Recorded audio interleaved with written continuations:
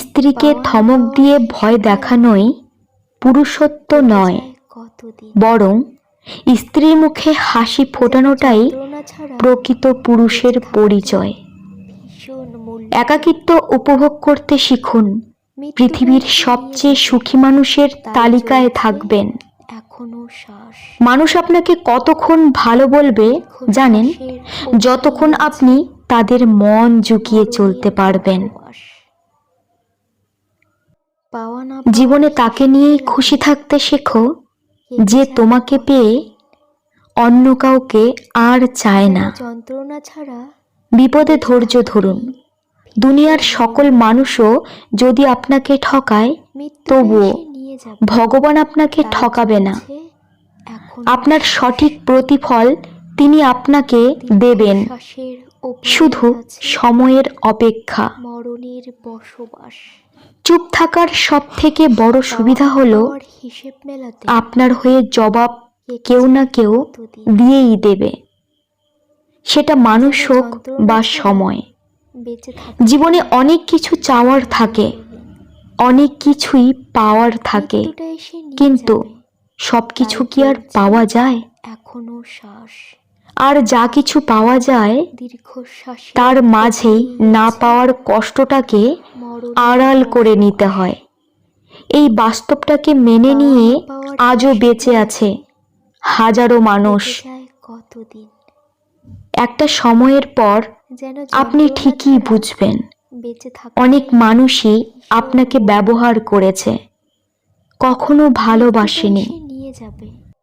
চালাক মানুষের এইটা মনে থাকে না যে বোকা মানুষেরও মন থাকে, তাদেরও কষ্ট হয়। মানুষ সারা জীবন পোশাকটাকেই পরিষ্কার করে, কিন্তু সবচেয়ে দামি জিনিস যে চরিত্র, সেটাকেই নোংরা করে রাখে। আমরা বেশিরভাগ মানুষ ভুল মানুষটার কাছ থেকে ভালোবাসার দাবি করে থাকি।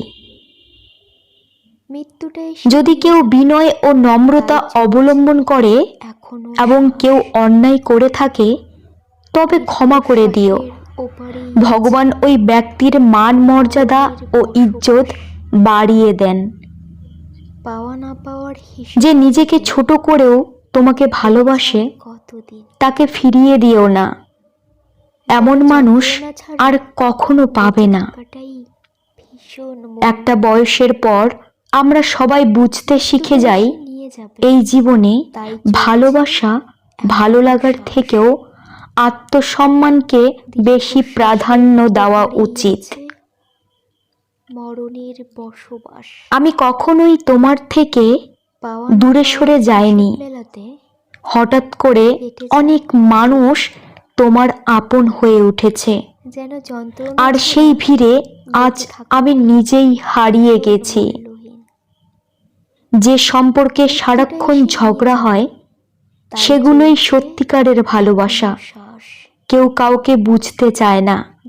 দুজন দুজনের সাথে সারাক্ষণ ঝগড়া করে, সন্দেহ করে, কারণ কেউ কখনো কাউকে হারাতে চায় না।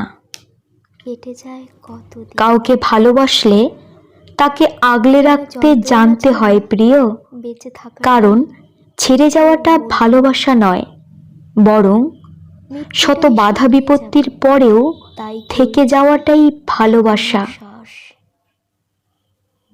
দীর্ঘশ্বাসের ওপারেই আছে